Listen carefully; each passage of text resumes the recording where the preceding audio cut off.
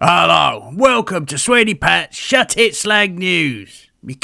Top news headlines. I begrudgingly talk about Dolly Parton without the ability to nip on Pornhub to get the vision out of me head. It's all about principles, Dave. Also, Morecambe appoint first Sikh boss at professional club. Slowly but surely, lads, on the upward journey to utopia, our very own Dave has become the only person in history to take his broken reading glasses back to Poundland. And finally, best of British scarecrows were on display recently in a Wiltshire town. Oh look, Dave, they've had to put a doll there in case the owner of that flag gets arrested.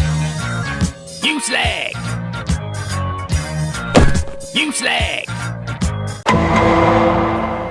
On to a once pretty and deaf lady now, Dolly Parton. Not today, thanks. Hold on, that's a photo of Rod Stewart, ain't it, Dave? You what? Jesus! I miss carrier bags. Dolly Parton famously said it costs a lot of money to look this cheap, but she did it anyway. What was the question again? When the country singer hired her creative director, Steve... Hold on a minute, most assistants are called Dave, ain't they, Dave? She sent him straight to the Fashion Institute of Technology in New York to get up to speed. Now, he arranges around 300 elaborate and intricate outfits for his 79-year-old boss every year. Roughly 100 made from scratch and 200 bought. Ain't that nice? Ain't that lovely? I'm losing the will to live here, Dave. It was also said that it's not uncommon for her to have 10 changes in a single day. He also added, it's nearly as many brand name clothing changes in a day as our very own exotic underwear Kia.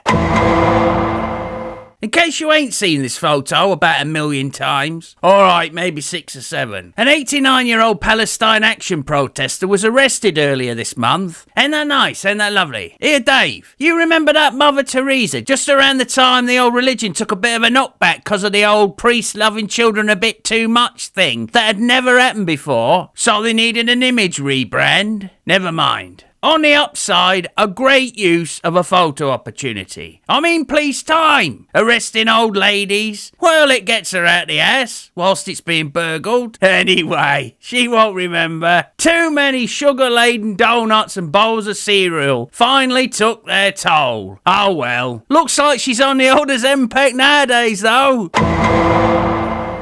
On to self-inflicted suicide now. You skinny cat, as I enroll on the unforetold massacre, though clearly documented in history in a newly repackaged drug, Ozempic. When you would think that people with really busy lives would naturally be thin or at least have no time to eat, restaurants, in their infinite wisdom, have started changing their menus to attract people who have lost their appetite, thanks to the wonder drug. Lula, not to be mixed up with the Soho hooker, but the Italian restaurant... obviously not a trattoria, in Manhattan's Chelsea district, figures, offers an aperitivo hour box full of snack-size items, and back bar now does a half-size martini. Oh, that must be in the Charles menu. Look into it, Dave. Clinton Hall has introduced the teeny weeny white bikini mini meal for $8, consisting of a bite-sized burger, because someone else already ate it, and fries, paired with a miniature margarita or wine. But you won't be needing any of that, because you're full up on a bite-sized burger, you silly fat bastard. Sweeney Pat is a fucking cunt. And for anyone that's interested, I have a similar diet that I do. Here, Dave, we could set up a brand called the Sweeney Pat Shut It Slag Diet. What do you mean it's just eating bacon sarnies? What's wrong with that? It's a living. What do you mean not original enough? Well, just stick a bit of cabbage in there. Then take it out again when nobody's not looking. Keep it simple, that's always the best answer. What was the question again?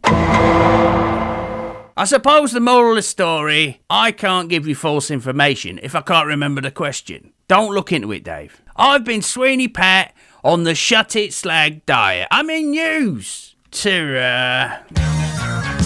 slag!